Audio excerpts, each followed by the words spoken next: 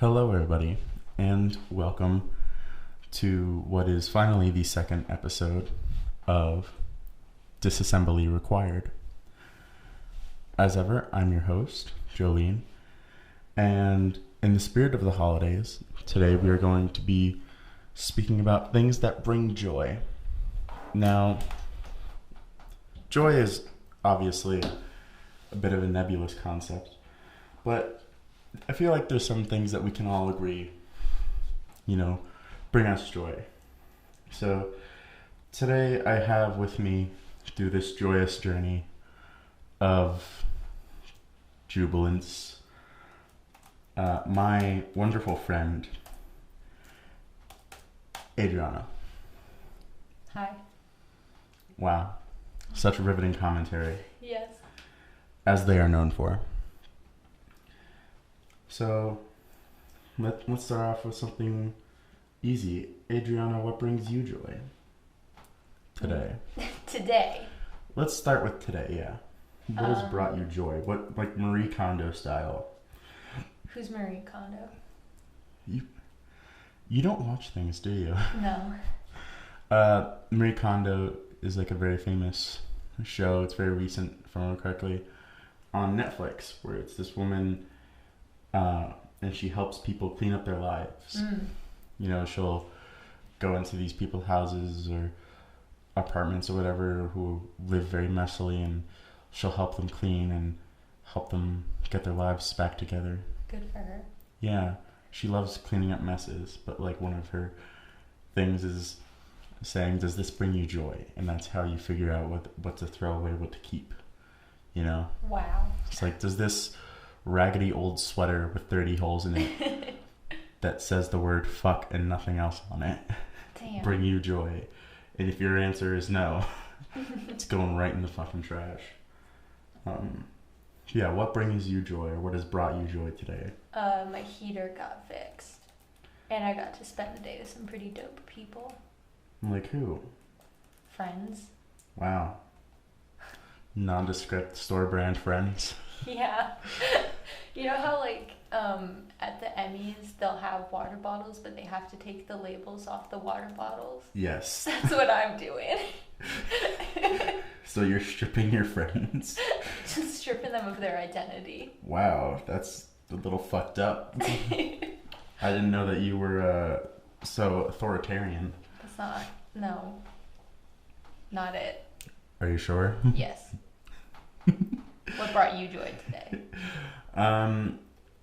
I got to make my own food. I like making my own food, which is strange because I was at GMC, Green Mountain College, for 2 years, and I didn't cook for a lot of time I was there. The only time I really cooked was when it was during the summer that I did the work study job there, which was really cool. It's an awesome job. But I had to cook for myself, like 6 out of the 7 days a week. Well, at least I had to cook dinner for myself 6 out of 7 days a week, because the rest of the one other day we had community lunch. Oh. But yeah, it's nice. I get to be able to make a lot of my own choices. I'm like, usually when I cook breakfast, I make myself an omelet. But today, for some reason, I made myself a grilled cheese. For breakfast? I didn't stop there. I made myself a grilled cheese. I had a bowl of cereal.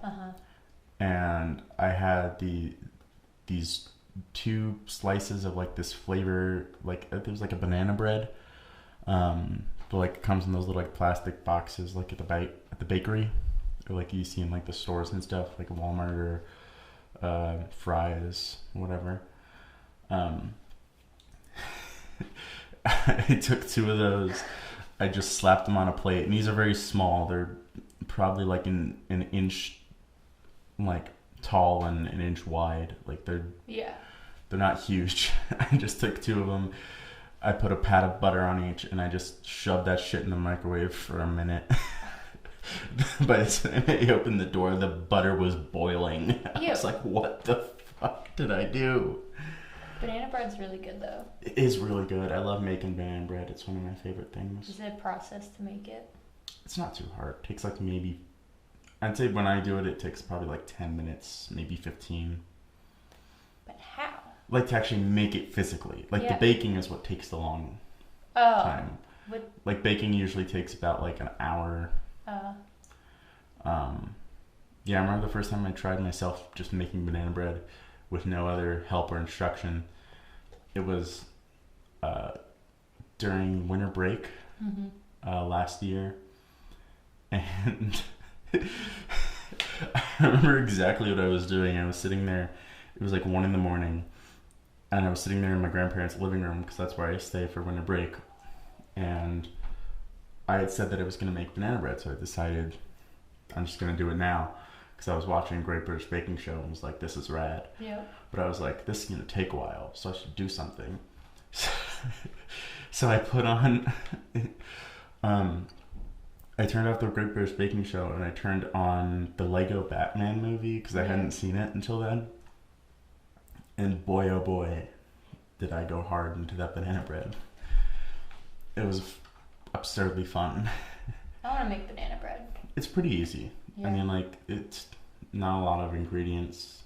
Banana bread, throw it in an oven. You don't pre-get bread. That's not... You get the pre-gamed bread. That's not how that works. But yeah, so cooking for myself brought me joy today. Also, I've been making a lot of progress. I've got this paper I'm supposed to be doing, and I kind of have an extension on it, kind of don't. Kind of have a... my professor has a policy of every day that something is late, it's just a point off. That's not too bad. Yeah, that's fucking magical. I used to have teachers in high school who'd be like, oh, it's late by a day, 10 points. And I'm like, yeah. Why do you even want me to write if you're not going to actually, like, care enough about what I'm writing? High school's for posers. High school is for posers. The high school teachers are probably some of the biggest posers I've ever met. I've met some that are pretty chill, but... Some, but like... The majority. Yeah. It's one of those things of like... A lot of high schools prepare you for what they think college is like, despite the fact of like, you would think that because these people had already gone through college, that they would understand that the things that they're preparing you for aren't going to be the things that you're going to have to deal with in college. Right. But like, for some reason, they're preparing you for like people who are just like them, which is ironic because I have yet to meet a single professor in my 3 years, or I guess 2.5 years now, but 2.5 years to 3 years of college. I've yet to meet a professor who has not been like one of the chillest motherfuckers I've ever met. Yeah. I've never met. Well, of the professors I have met, they have not been as bad as my high school teachers. Like, after high school, I was so hyped up for college. I was ready to do all these, like, 115-page papers, and it's like, no. The most I've written for an essay is maybe, like, 7 pages. Yeah, I mean... up until this specific paper, the most I've ever had to write was 10 pages. Mm-hmm. And this one has a minimum of 10 pages, so I'm still fine on that front. Yeah. But it's still one of those things of, I'm not necessarily used to it. So it's odd, also because of, like, the current paper I'm writing is in autoethnography. Mm-hmm. And the way you can do that, it's very varied, so it's a bit less structured, but essentially you're supposed to tell part of your own life while also doing research in like on certain aspects of like what your topic is. Okay. So I'm talking about my paper is about sex and feminism and how like feminism has affected ideas around sex. Mm-hmm. And it's interesting because it allows you to be a bit more introspective because you're reading all of these different of these different like research articles about these different topics. Like there was this one I was reading talking about a Swedish what was it? Two Swedish physicians who wrote a sex ed manual, like something that you would use in school to teach kids about, sex ed, like what you would use for sex ed. And it was really interesting because the fact of like, usually we only consider what we learned, and we don't think about how it is in other countries. I think Europe is more progressive with sex education than America. In general, I think actually, Europe, like I'm talking like percentage wise, I'm not saying like,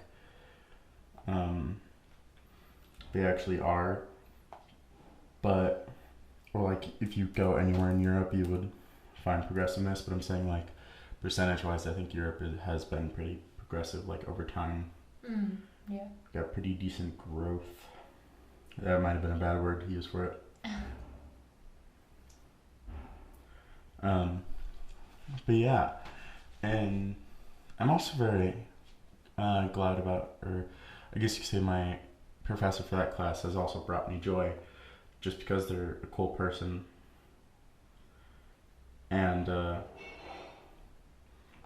it's really cool just having all these different people in my life who I didn't have before, and being able to meet new professors and everything. Yeah. How about you? What in general, aside from what you've done today, has brought you joy? I've been hiking recently. I haven't hiked since 6th grade. And so I've been really out of touch with nature for a long ass time. So I started getting back into it and it's been awesome. Yeah. It also got me out of my writer's block, which was super dope. Writer's block? Yeah. Oh, you're writing. Yes. I forget that writer's block is a thing. Like just the term, sometimes my brain is just like, what's that? Yeah, but it's been nice. And also the snow. It's been nice to see snow again. Oh, I love the snow, yeah. Mm-hmm. Minus the fact I almost slipped on my ass getting here, I have been enjoying the snow.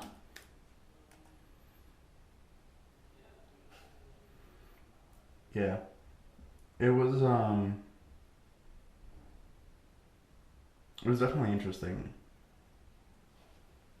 Like the snow? Like seeing how much it did snow. Oh, yeah, definitely. Coming back from Scottsdale to up here, it's two different worlds. It's in Scottsdale, it's in southern Arizona, they're not getting snow. And then I came back up here, and there was snow everywhere, and it was actually a decent amount of snow, and it wasn't a small amount like I thought it would be. Yeah, it's I say we got like probably a good like 3-4 inches maybe. The snowbanks are pretty high. Yeah. Have you thrown anything into it yet? Or anyone? I've thrown snowballs, but I have not thrown anyone into snowbanks. It's so fun. It is fun, but since it's so cold, it's also very hard snow. Oh yeah. So that would probably hurt more than be enjoyable. Yeah, definitely. Yeah, the snow honestly was a surprise because they kept saying we were gonna get snow. Yeah. For like a couple different times, and we just didn't. So then when it finally did snow, it was actually kind of cool. Yeah. The first time it snowed, it was really nice, but it didn't stay around that long. Yeah, but then immediately it rained. But then Thursday it snowed like all day. That's awesome. Yeah. I was up really late. I can't remember why. The snow. Snow kept you up. Well, no, I was up really late, and then I can't remember why, but I looked outside and I saw like, oh shit, it's snowing. So then I went downstairs and I took pictures, and then I went back to bed. Then I got up and was like, wow, still snowing. That's crazy. But then it stopped for like an hour, like just long enough for me to be able to like wake up and walk to the cafe for the Thanksgiving dinner. That was really great, but very much underprepared. Well, that's what happens when people don't sign up. Like, you, at that point, I don't know if you could really blame the people running it. They did say, please sign up if you're going. Yeah, which always, rustles my jammies. But it was nice. It was good food. And then by the time I got back, it was snowing. Nice. And then it just kept snowing for the rest of the day. That's awesome. I wanted to see the snowfall because I think that's always more pretty than when it's just snow. But I'm sure I will experience that before winter break. I don't know. I haven't looked at. I can only hope. It's hard to predict the weather so far in advance. Do you want to see something else that brings me joy? Yes. This is a very adorable picture of my baby brother. Oh, your baby brother's so cute. I think he's 3 or 4 now. Oh my gosh. And the picture is just of him. He's wearing a hoodie. He's got like these massive like black boxing gloves on, and he looks like he's ready to fight somebody. He is. Square up. I don't think that's a good idea. I think it is. I don't think 8 o'clock at the yoga circle. Square up with your baby brother. I don't want to say that my baby brother could probably beat you up, but he is a small child, and you would feel guilty if you did beat him up. So you'd probably just let him. Exactly. I know how to be a decent human being around children. Only around children, though. Yeah. Around adults, it's fair game. Exactly. They're adults. They should know what the hell to expect. Well, not really. I don't know. Kids are more confused, and so I feel like if I threw them a curveball of surprise, it would knock them out of their socks. A curveball of surprise. Explain, what is a curveball of surprise? Like, I don't know, saying dumb shit around them that I think's really funny and just doesn't make sense. Like, joking about how I do crack and I have a crack pipe. Like, that would probably throw them into a loop they couldn't escape until they've like figured out if it was true or not. Adults, they don't give a shit. They could go their whole life comfortably knowing they might know a lie. Yeah,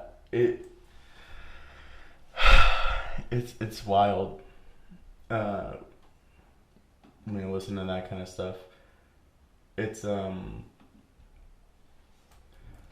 definitely funny seeing kids like learning things sometimes just because of how excited they get. Or my baby brother, he's pretty smart. He catches on to things.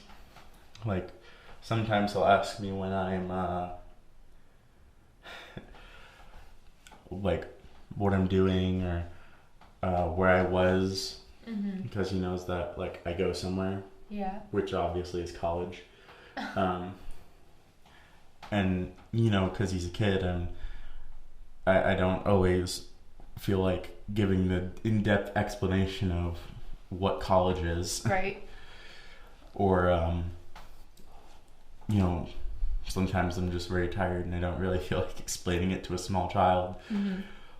And I'll just say I was on a boat or something. I was in Canada, and he'll be like, "No, you're not. You're lying." And I'd be like, "No, I totally was." And he's like, "Joe, why you lying? Why you be mean to me?" And I'm like, "I'm not being mean to you." At that point, you have to tell him the truth, because now you're betraying his trust.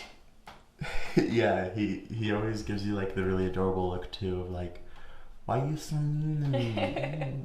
Like the little lip and everything. Yeah.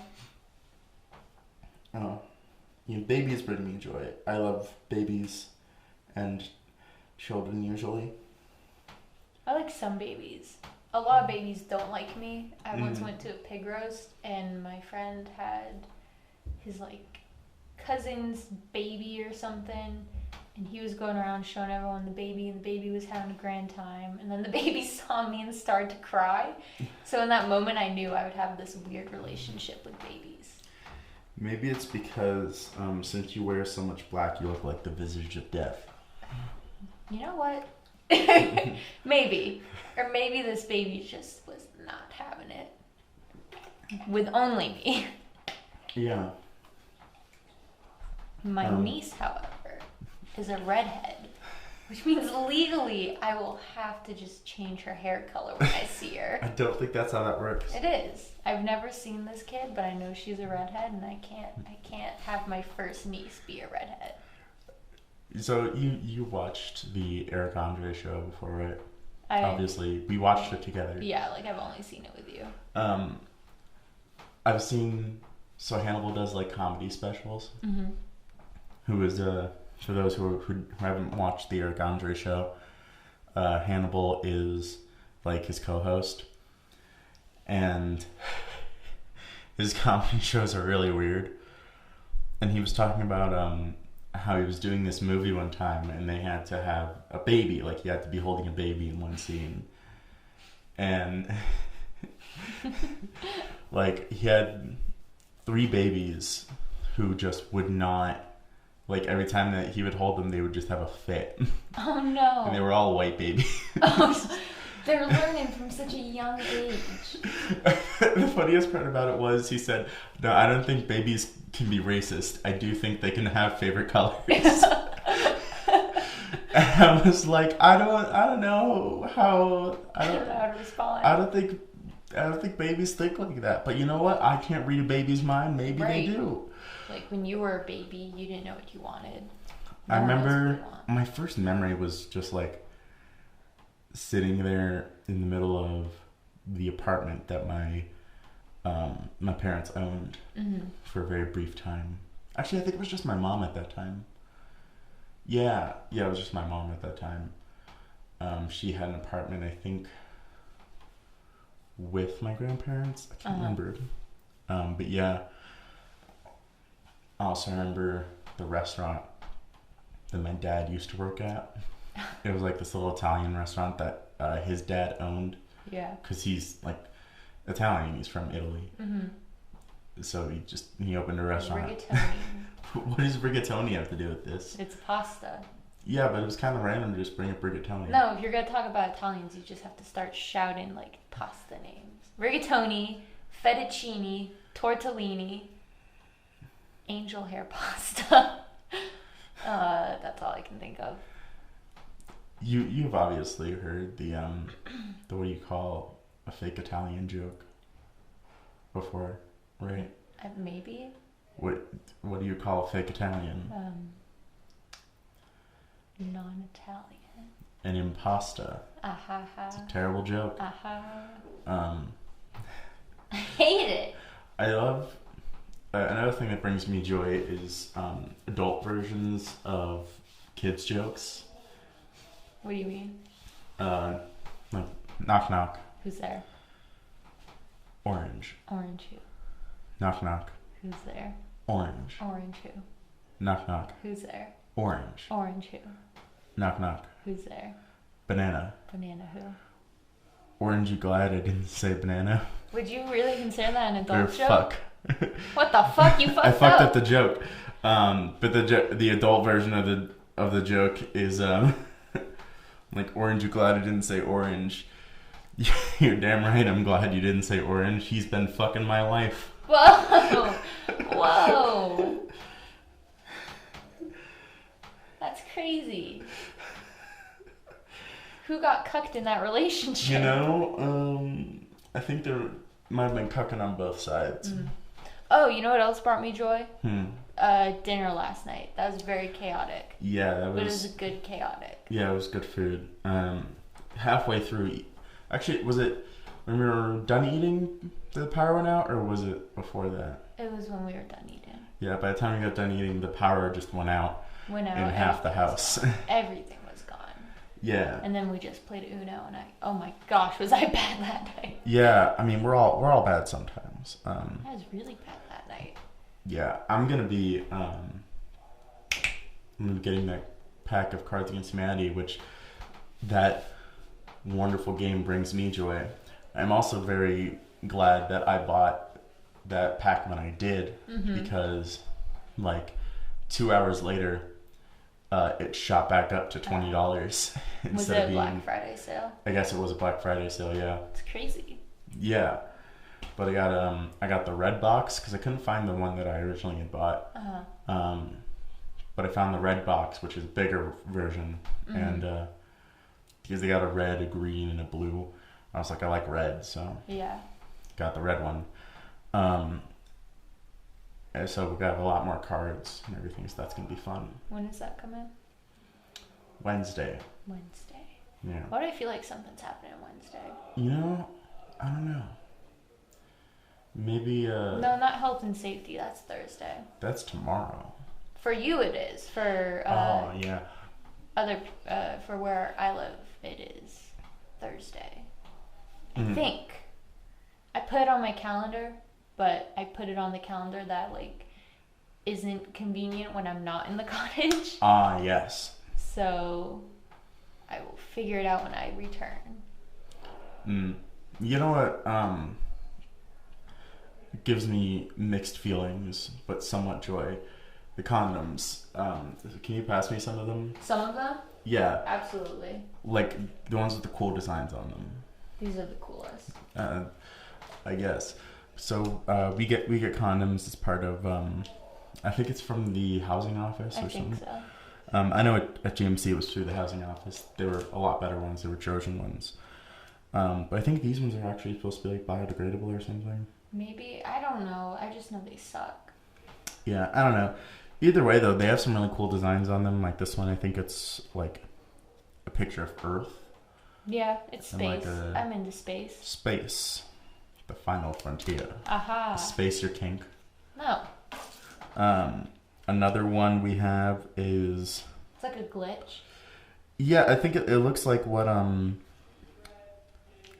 the thing they used to show on TV when like the signal would cut out. Yeah, with all like it's like the colors and the static.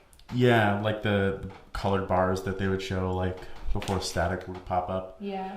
And then the last one is just Tetris. it's just Tetris. But what does it say? It says one perfect fit, Yeah. and it's the long piece.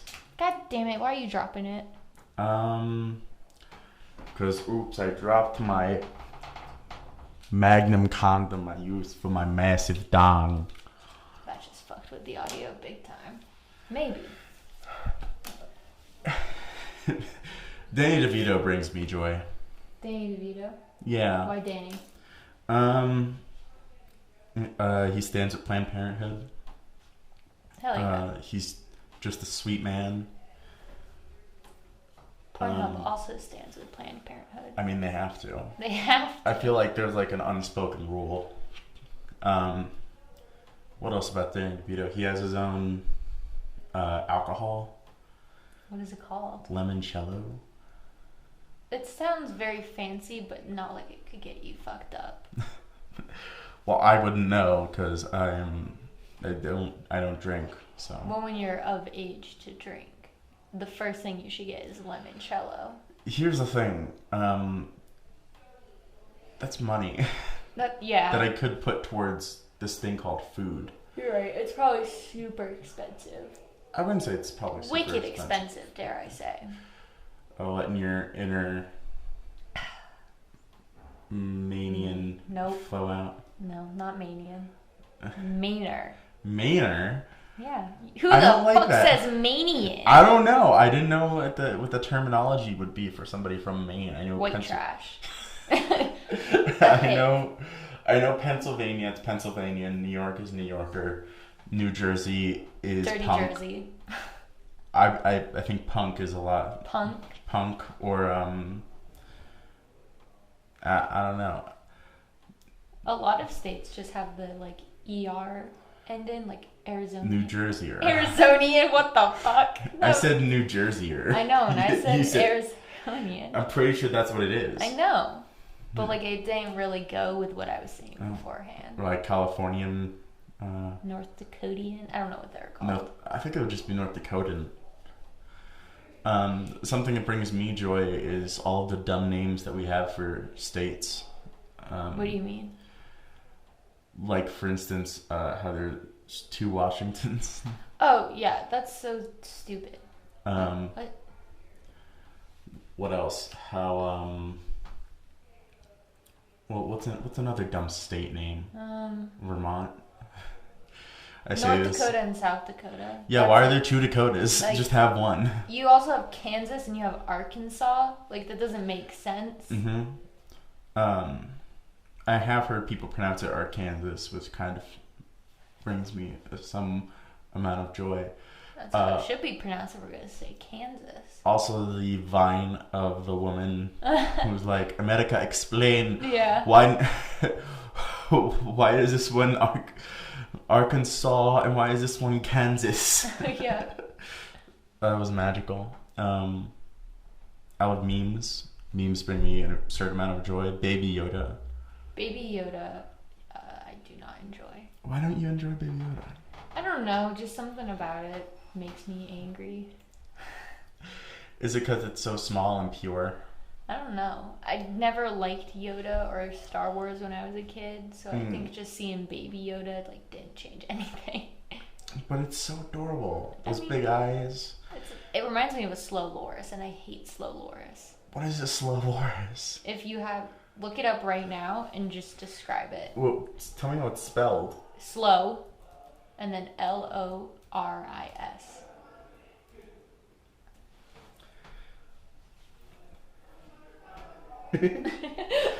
I don't like them. So, I will say this, like, at least eye-wise, you're on point. Mm-hmm. But... Other than that... Oh, it's not one word, it's 2. So it's a slow... Yes. Loris. Oh, okay. did you put it in as one word? I thought it was one word, yeah. My bad. I say eye-wise, you're right. Like, it does have the big eyes, but, like... It's so ugly. I don't know. I think it's the disproportionate back legs to the front legs. It's just so gross. I don't know. It kind of looks like a lemur to me, and I think lemurs are cute. Like it's a larger lemur with huge eyes that take up 3/4 of its face. I say maybe like 2/8. No. Maybe like 3/8 actually. 3/4. Change my mind. You can't. That just means you're stubborn. Doesn't mean you're right. No. Like, if I say 2 + 2 is 4 and I tell you to change my mind and you can't, that doesn't mean I'm stubborn. It means I'm right. Well, I'm saying in this specific case. Well, in this case, it's exactly like 2 + 2. You know what? We're going to hire a facial analysis individual, or just get a machine to do it. Okay. To tell us what is the proportionate amount of space that the slow loris's eyes take up according to its face. And it will say 3/4. You know, I would be willing to bet money on that if I had money to bet. I felt that in my bones. My bones felt the brokenness. That's another thing that I'm very grateful for, having bones. Yes, they're very... Actually, no. Fuck my back. Its bones are just all over the place. It's so bad. I mean, you've got I think it's 24 different bones up in that shit. And none of them work the way they should. It's all wrong and it hurts all the time. Like, there's no way I'm gonna live to 30 because my back's just gonna give out at 25. I'm pretty sure that you can't die from your back just giving up. No, I think you totally can. No, if somebody were to snap your spine in half, yeah. My problems would be solved. You'd probably either die or be paralyzed. I could get a surgery to straighten my back, but I also would have the possibility of getting paralyzed. So I think I will choose you to could not. Also just see a chiropractor. I could, but that's money. I'm pretty sure. I don't know. It could be covered by insurance. I don't really know. I don't have insurance. Adriana. Welcome to America. This is America. Remember when that was a meme? Yeah. I was actually listening to that song this morning. I don't understand why it became a meme. I don't know, anything becomes a meme. Like, anything. I mean, the pictures of Baby Yoda, again, have become memes. Yeah. Which is funny because, like, it's just because it's so cute and pure. I feel like the best part about it is, like, all the weird memes that have come from Baby Yoda. What are the weird memes? Like, me waiting for the babysitter to stop bouncing on my dad's lap so I can tell them I drank the Gatorade from under the sink. What the fuck? Whoa! The only one I know is the fruit gummy one. What? It's like fruit gummy, but they got rid of the R. So Yes, it's just like fruit gummy. I understand, like, the spelling. Yeah. Do you have an example of this? Can you show it to me? Yeah, I can Google it. I also just enjoy, like, the fun photoshops. People have compared Baby Yoda to Frieza from Dragon Ball Z. All right. It looks pretty similar, if I'm gonna be honest.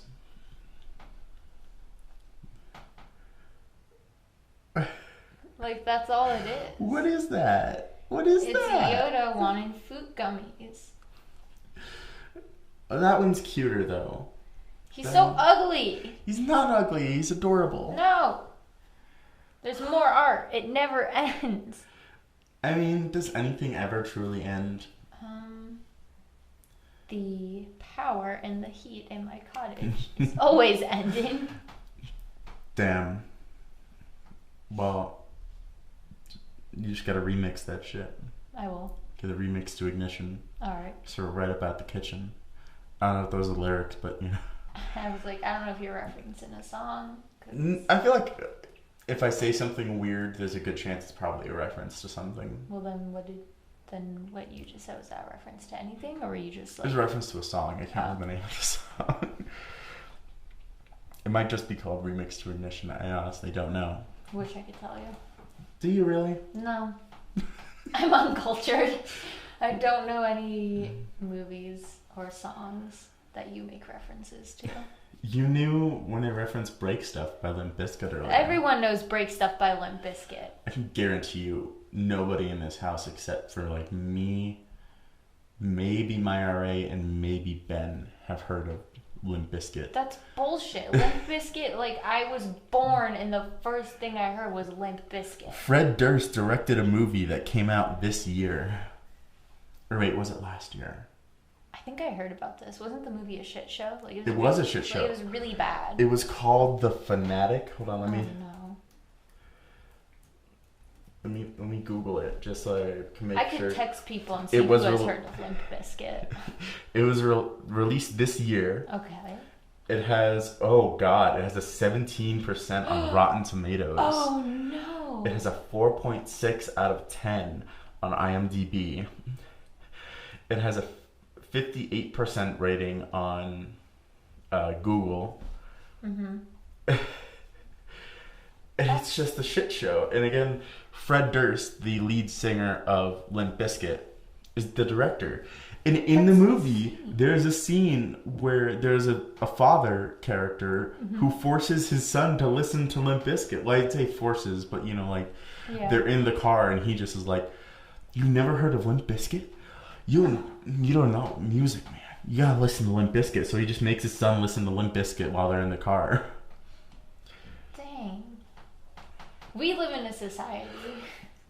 Do you want to know how much money it made at the box office? Because it was released in theaters before being released by Redbox. I'm going to assume it made $200. You're surprisingly low. 500? Think higher. 1,000. 1,000. A little bit higher. 1,200. Higher than that. You're still at like a... 1,600. You're still at like a fraction. Do you want me to just tell you? Yeah.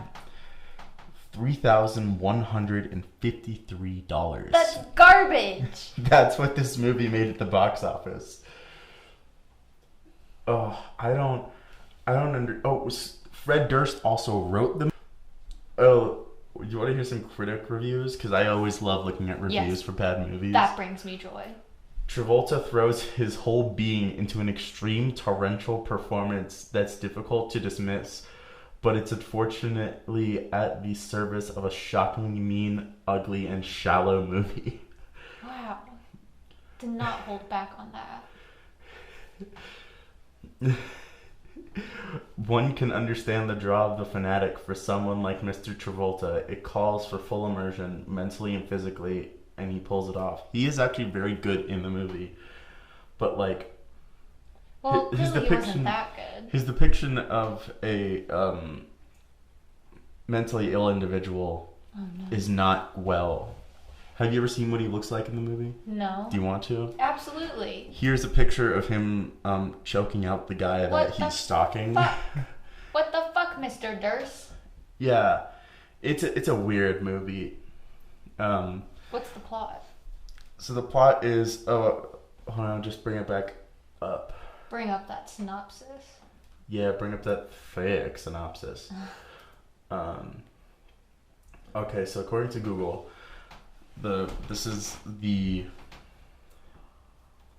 I guess this would be the pitch. Or like what would be at the like in the ad or whatever. He pulled out this billboard and this is what it was on it. Moose is a rabid movie fan who's obsessed with his favorite celebrity action hero, Hunter Dunbar. When cheated out of his opportunity to meet Hunter, Moose gets help from a photographer who knows how to find celebrity homes. When Moose's actions begin to take a darker turn, Dunbar soon finds himself at the mercy of his increasingly dangerous stalker. Here's the thing. Moose is crazy in the movie. But, like, he's not, like, crazy, like, you know what I mean? Yeah. Like, he doesn't actually, like, want to hurt anybody. Meanwhile, like... Sure, he does break into this guy's house and tie him to the bed, but, like, he just wants his autograph and to, like, talk to him. And then, complete overreach fucking action. The Hunter Dunbar, the actor, like, stabs him in the eye and shoots his fingers off. Whoa, that's a little fucked up. Yeah, while he's being held down, and it's just like... This is not okay. Like, who made this movie and was like, this is a screenplay. This is the plot. What's this movie called? It's called The Fanatic. The only time that anyone actually, like, gets, like, killed in the movie is, like, I think, if I remember correctly, Moose accidentally kills, like, the gardener or, like, maid that Hunter was having an affair with. Goddamn. Because, like, she caught him on the property and, like, he knocked her down and she hit her head on, I think it was, like, a bird fountain or something. But, like, but here's the thing, though. The movie ends where, like, his photographer friend, like, finds him wandering on the street, just, like, with his hand just bandaged up. He hasn't gone to the hospital at all. His hand is just bandaged up and bleeding. His eye, again, is still bleeding because he got stabbed in the eye. And nobody seems to care. Like, these two guys, like, stop him and take a picture with him, I guess, because they think it's stage makeup, or, like, that they're supposed to think that it's stage makeup or whatever in the plot. But, like, the movie ends with Hunter getting arrested, not for, like, brutally assaulting Moose, but for the murder of the maid. Fascinating. Because they think that because he was having an affair with her, that, like, he got mad that she ruined his life and killed her or something. Because, like, Moose hid the body. Like, very poorly in the garden. What the fuck? But like, the thing is, though, I'm pretty sure he has nothing to do with that even. Because somebody else, like, saw the body and called 911. And that's what they assumed. And it's like, the movie makes no sense. It's an absolute nightmare. God damn. Like, sometimes you watch a movie and you're just like, how did this happen? Like, I do enjoy a good bad movie. We've watched some together. We have watched many. Freddy vs. Jason. Freddy vs. Jason was just so bad. It was awful. but I love it because it's just so absurd. What's another bad movie? You haven't seen it yet, but we definitely should watch it sometime before the break. Shark Exorcist. Shark Exorcist. I need the plot of that explained to me. Do you want me to pull up the synopsis for Shark Exorcist? Mm-hmm. Okay. I'm gonna just Google Shark Exorcist, which is not. This is a movie that. Oh my god! It's this synopsis according to Google is 2 sentences. Oh no. Yeah. It has. Do you want to know its ratings? Yes, of course. It has a 1.3 on IMDb. Oh, no. It has a 1 out of 5 from Caution Spoilers. I've never heard of that before. But honestly, anyone who says this is a bad movie, I trust them. Like, you know what I mean? And according to Google, 20% of users like this movie. Wow. Sorry, 21%. The plot, pitch, Yes. like the back of the box, cover, whatever it would be, says a demonic nun summons Satan in the form of a ferocious shark and unleashes terror upon the sleepy fishing town of Paris Landing. Here's the thing. There's not really a lake or a river. Is it like a bathtub? Please, for the love of God, be a bathtub. I wish. It's just like a muddy, gross park. What? Next to like a river, but they only film very shallowly in it. What the hell? Like they only film within like, let's say like the first 20 feet of like the actual like shoreline, quote unquote. But there's like no sand, and they're supposed to be going to the beach. When was this movie made? 2015. Okay, so a lot of bad movies came out around this time. And I don't know if people thought these would actually sell or if they knew they were bad and just wanted to go with it. I don't know. So the worst part about the movie is that it feels gross when you watch it. What do you mean? Like, I've seen a lot of bad movies, especially older bad movies, and a lot of them will resort to like nudity. Yeah. Obviously, like you have like all these attractive women, and your movie is shitty. At least you have boobs. Like that's their thought process.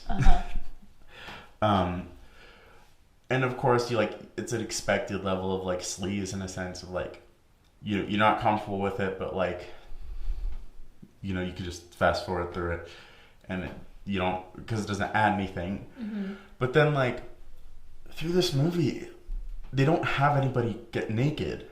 Okay. Instead, they're just wearing swimsuits, which feels worse. Like, you know what I mean? I don't. Like you just have like these women just like wearing swimsuits, like being all like quote unquote like sexy, and it's like sexy, like they're trying to look like hot or whatever. Yeah. But then it feels so weird. Like, you know what I mean?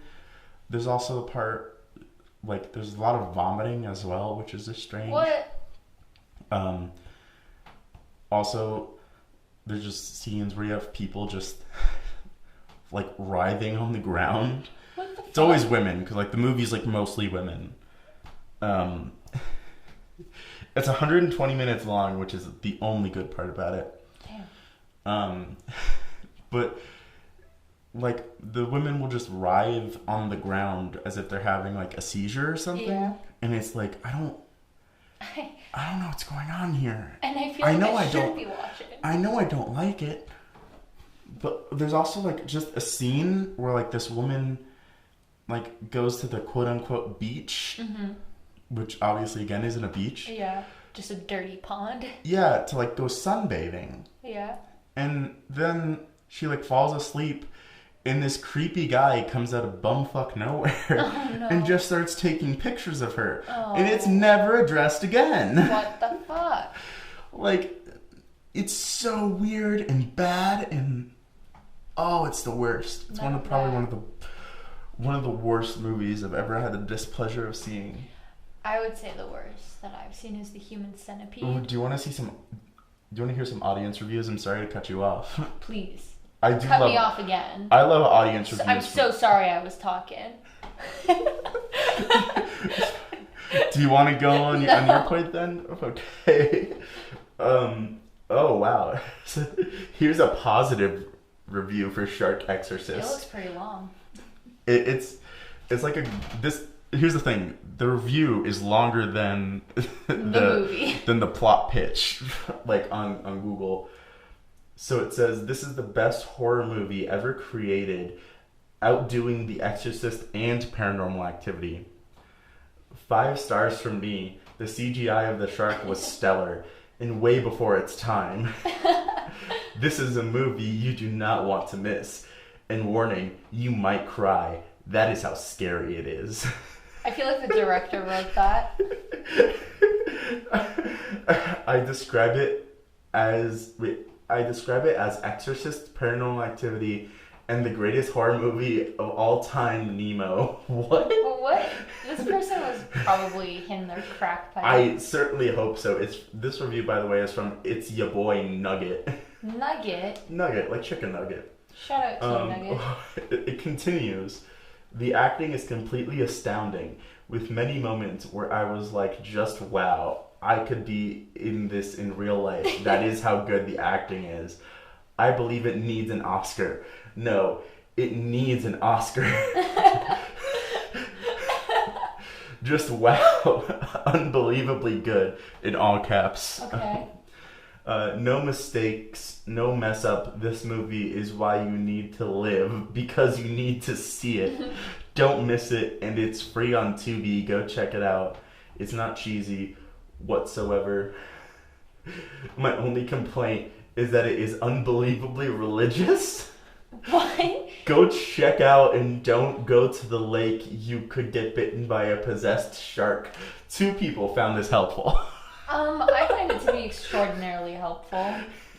Here's another review. Honestly, such a classic. The writing is beyond stellar, and if you think Transformers editing is good, then you haven't seen this. The same scene of a shark swimming in deep water when its prey is in the shallow waters. I couldn't rate it any higher. 8 people found that helpful. Damn. That's from Emma Carton Ferrandino. Oh, here's the one bad review. I can tell all the positive comments on this movie are almost definitely sarcastic. This movie creates a new name for garbage. I rate it 0 out of 10. It deserves nothing. Oh, no. It was made in 2015 and has awful effects. 2 people found this helpful. Oh my god! This next one. This movie blows Jaws out of the water almost at the level of The Amazing Bulk. I'm simply amazed. I'm simply amazed.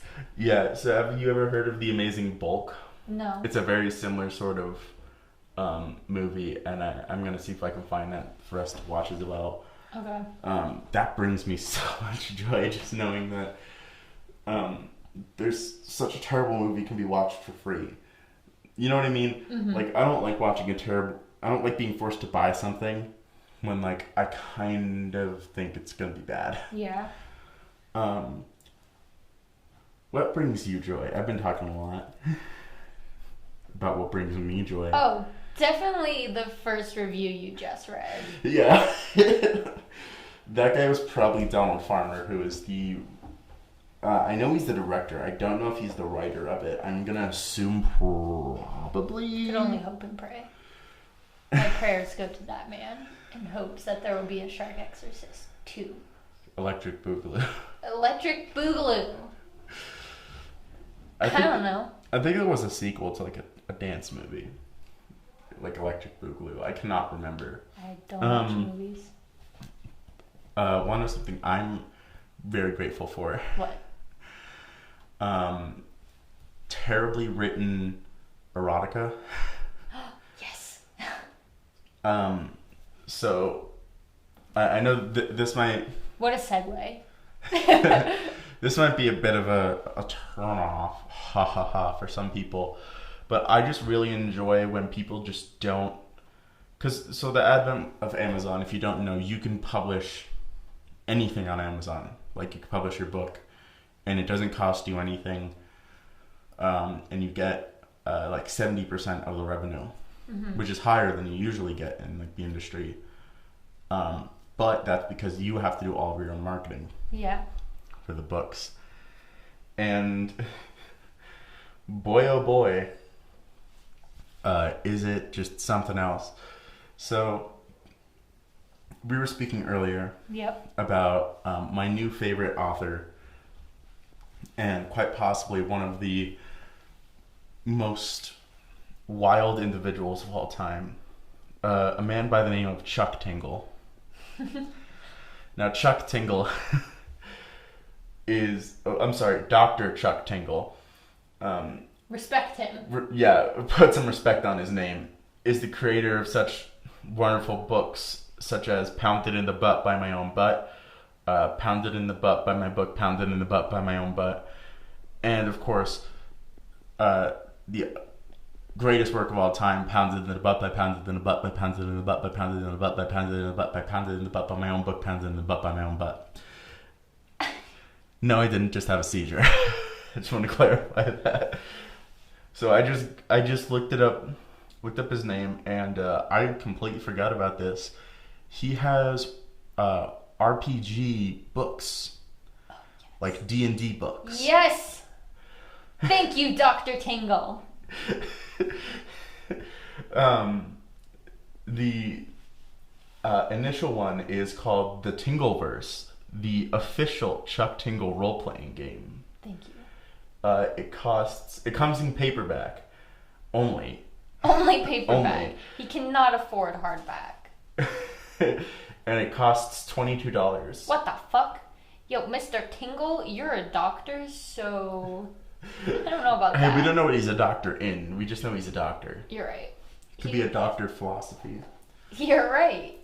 Or alternatively, he's a doctor and he got his doctorate in getting pounded in the butt. You're judging right. by his many obsession works with it. So, do you want me to read the description for this lovely thing? Okay. Sporting events at the Billings Community Center are ending in angry outbursts, and in the woods nearby, sightings of the manifested concept of rage are becoming more and more frequent. Could the two be related?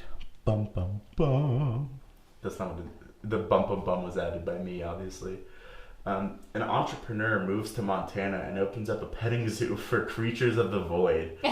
They claim the cages are secure, but when a big storm rolls into Billings, some of the creatures escape. Was this their plan all along? Your reverse twin shows up with a mysterious box, looking for a place to stay. Strange noises are heard from the basement of the Billings Library at night.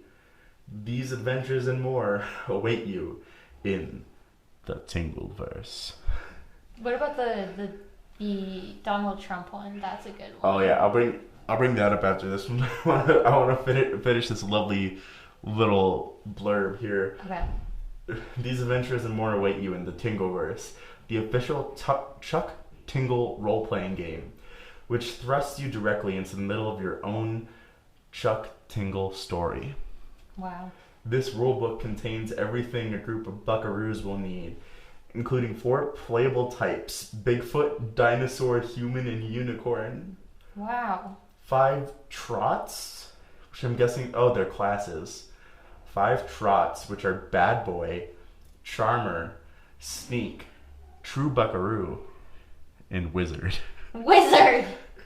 Several unique ways, as well as hundreds of cool moves that are specially crafted for each unique playstyle. Within these 270 plus pages, you will also find various magical items in a menagerie of monsters, ranging from pesky void crabs to this villainous Ted Cobbler. What? The only question left is, what are you waiting for? The adventure begins now. Thank you, Doctor. On this episode of Dragon Ball Z. Yeah, so I kind of want to buy that.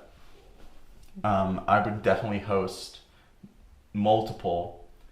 Um, I would definitely host multiple role play sessions or D&D style sessions of us just playing that Oh no. because oh god, that would just be wonderful. Oh no, I can't find it. It's not popping up for some reason. Oh no! He found it and took it off of Amazon. Oh wait, hold on. I think it was because there was a different thing. Oh no, dang it. Uh, oh wait, there's a Donald Trump Jr. one. Oh no. This one is called Donald Trump Jr. Sorry, slammed in the butt by his secret Russian meetings and the grossly incompetent cover-up shortly thereafter. Ew. Do you want to hear the Yes. blurb for it? Of course I do. Donald Trump Jr. is a man torn between two worlds, born to a human mother and a father, made of shrieking void crabs and tentacles, wearing a loosely fitting skin suit. Donald Jr. is constantly battling with his inner demons, and after a failed attempt at pledging himself to the light side, he soon finds himself turning to the endless cosmic darkness of the void. What? Eventually, Donald Jr. dives in completely, arranging a nefarious meeting between himself and the Russian government in hopes of digging up some dirt on his father's political opposition. Now that the election is over and Donald Jr. has found himself as the nation's first son, but the handsome manifestation of his politically corrupt meetings and the subsequent cover-up is tracking him down. Wow. Soon, Donald Jr. finds himself face to face with the sentient living evidence of his unethical encounter, culminating in a hardcore anal encounter of their own that could change politics forever. I hate it. I blacked out for most of it, but when I came back, I hated But it. see, here's the thing though. See, this erotic tale is 4,000 words of sizzling, human on sentient treasonous event action, including anal, blowjobs, rough sex, and gay politically motivated foreign meetings What and the fuck? bungled cover-up love. What? Oh, I hate it. Oh my god. It's not bad. It's just, it's like somebody, like, took a lot of LSD or something weird like that and just started writing and hasn't stopped. I think something fuels this man, and I wish I could know what it is. Probably the impeachment of Donald Trump. I mean, he made a book about it. He's made multiple books. There's also the famous book Buttception, a butt within a butt within a butt. Fascinated. Oh, one of his famous collections, Handsome Sentient Food Pounds My Butt and Turns Me Gay, 8 Tales of Hot Food. Ew. Why would you eat hot food and then get in the butt? Yeah, that's a good point. And these are ads. Oh. Oh, here's the dinosaur one that I was talking to you about. Okay. Nice guy dinosaur doesn't pound me in the butt because I'm not interested, and he's not actually nice. He's just annoying and creepy and doesn't respect when I tell him we're not on a date. Kindle edition. Kindle edition? Oh, thank God. I can get it. Oh my god, this is wonderful. I love it. It's so absurd. Wait, do you want to like pick something and I can add it onto the search, like an object or something. Anal beads. No, I feel think non-sexually. Non-sexually. Yeah, like a very non-sexual object. Stuffed animal. Let's see. Oh no, Thank you. does not seem to be. That's probably for the best. There's also the Space Raptor Butt trilogy. Wow. Do you wanna look at that? Yes.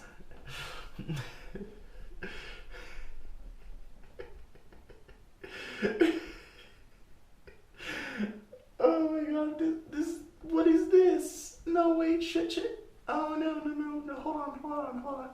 Sorry, my laptop is being funky.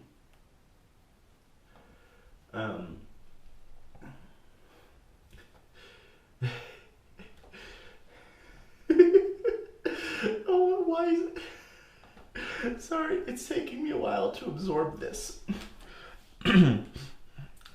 With his genre-defining work, Space Raptor Butt Invasion, Okay. Chuck Tingle proved that even gay dinosaur erotica could be nominated for a Hugo Award. Okay. The most prestigious honor in science fiction. Wow. Not even gay science fiction.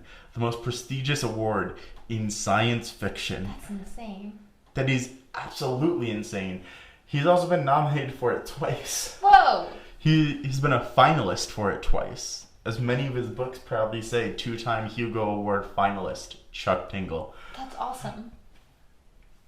Nobody could have expected what would happen when the story continued. Collected here is the entire trilogy of Chuck Tingle's history making Space Raptor Butt series.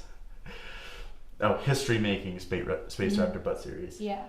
Space Raptor Butt Invasion. This is the plot for that one. Space can be a lonely place, especially when you're stationed by yourself on the distant planet Zorbus. In fact, Lance isn't quite sure that he can last the whole year before his shuttle pod arrives. But when a mysterious visitor appears at Lance's terraforming station, he quickly realizes that he might not be so alone after all. Soon enough, Lance becomes close with the mysterious new astronaut, a velociraptor.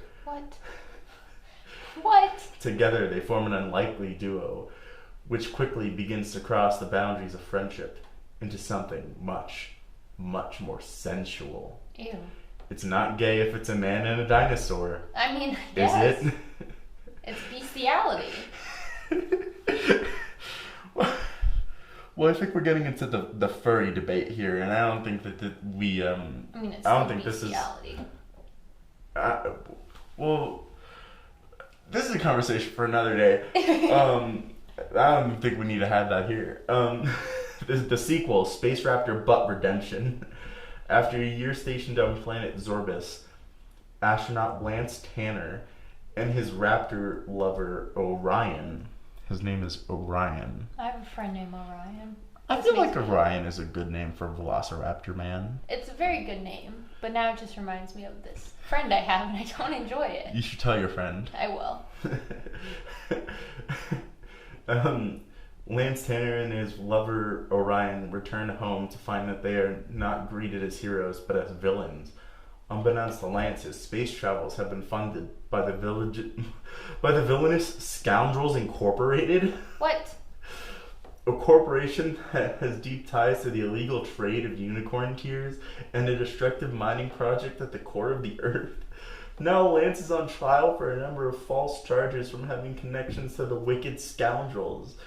To being too strange for space.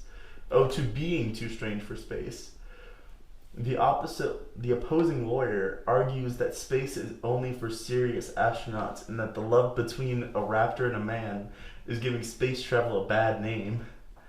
Lance is arguing that there is room to be weird in space. More importantly, Lance is arguing for the idea of love itself. That just because something comes out of the darkness doesn't mean it can't become a beacon of light. Of course, this all culminates in a hardcore dinosaur on astronaut pounding. Whoa. That will have your jaw on the courtroom floor. Damn. Get right to the point, I guess. Well, that wasn't right to the point. It took like fucking 3 or 4 sentences to get even close. Well, it jumped right to it, if you know what I mean. Just like, fucking, they're pounding. Isn't that the point of Chuck gay T. raptor butt love? Guess I don't. I don't really know. Can't say I've partaked in that. I think we're good enough friends. You can tell me. It's okay. You can tell the world. No. It's okay. I would prefer not to. The final book in the trilogy. Okay. Space Raptor Butt Ascension. Okay. Good title. Good title. We're starting off strong. Soon after blasting off on their mission to find refuge for the people of Earth 1 on the dinosaur-inhabited Earth 2, Orion and his Space Raptor lover... Oh. What? Oh, okay. Orion and his Space Raptor lover, as in he loves Space Raptors. Okay. Lance finds a spaceship stowaway. The notorious CEO of Scoundrels, Inc., Wow. Vam Dox. What? Vam claims that his intentions are pure, but it's hard to trust such a sad, strange man. Oh my god. After landing in Hugona, the planet capital of Earth 2, our heroes restrain Vam Dox and head off to secure an important diplomatic relationship with the pterodactyl president. But that's when all hell breaks loose. Soon, Vam Dox is storming the capital with a band of rabid dogs, and Lance and Orion are wrongly taking the blame. Fortunately, Lance and Orion know that the only cure for evil this strong is to prove their love in a hardcore gay encounter at the steps of the Capitol building. When the smoke clears, will Vam Dox be revealed as the supervillain he claims to be, or a meek, lonesome man-baby who is starved for attention? God damn. You know, at least these are amazing plots. These are so wonderful. I love them. Oh my god. Like, it's one of those things, like, you think about it. Like, people often say, like, if you can think of it, there's probably porn of it. Yep. Which is something that most people on the internet are aware of, Rule 34. Okay. But Chuck Tingle brings that idea to life. He does. He took that plan and he said, this is mine now. He took that plan and turned it into a career. Just so that you're aware, there are 117 results on Amazon for Chuck Tingle. That's insane. And all of these are books. I did insane. check. How does he do it? Honestly, I want to know. He does have a book, which is a complete guide to romance, which I'm interested in after all of this madness. Oh god, I found another magical one. Not pounded by self-doubt because I can do anything I set my mind to. Do you want to hear the thing for that one? Yes. Hank has always wanted to create something. Hank Hills. Hank Hill is in also propane and Yes. propane accessories. Yes, him. Okay. I don't think anybody wants to see him in a It's too late. Use the name Hank, it's automatically Hank Hill. Hank has always wanted to create something, but with a number of excuses to draw from, he's never really gotten around to producing much of anything. Still, this is a dream that continues to linger inside him. And after coffee with an old friend, Hank's overwhelming motivation to create finally bubbles to the surface. That's not really as interesting as I thought it was going to be. You guys started off slow. It is 36 pages, which is a little low. Maybe this was one of his first books. Let's or see. maybe he just wanted a break from all that raw dinosaur sex. Well, this was released 2 months ago. Oh. This was released October 15th, 2019. God damn. I'm sorry that this has devolved into a conversation about Chuck Tingle, but Dr. Tingle. This is so magical. I honestly, we'll cut off the conversation on Chuck Tingle, But honestly, like, it's so wonderful that, like, you just listen to it and there's a part of your brain that is like, nothing can be this absurd. You're right. And yet There is. And it's yet beautiful. there is. Like, for instance, the, like, 5 volumes of scary stories to pound your butt. Which, of course, is written by Chuck Tingle. Damn. Yeah, it's...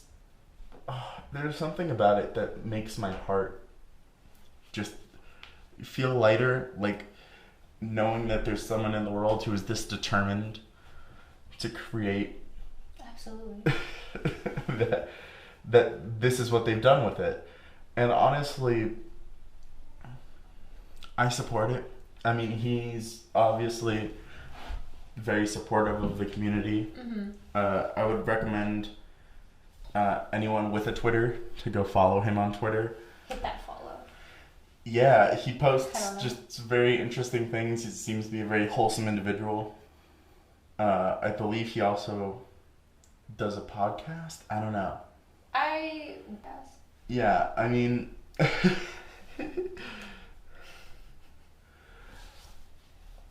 Alright. So I hope that we could bring you some joy today. And I hope that you are able to find some of your own joy. Find your own Chuck Tingle. Find the Chuck Tingle within yourself.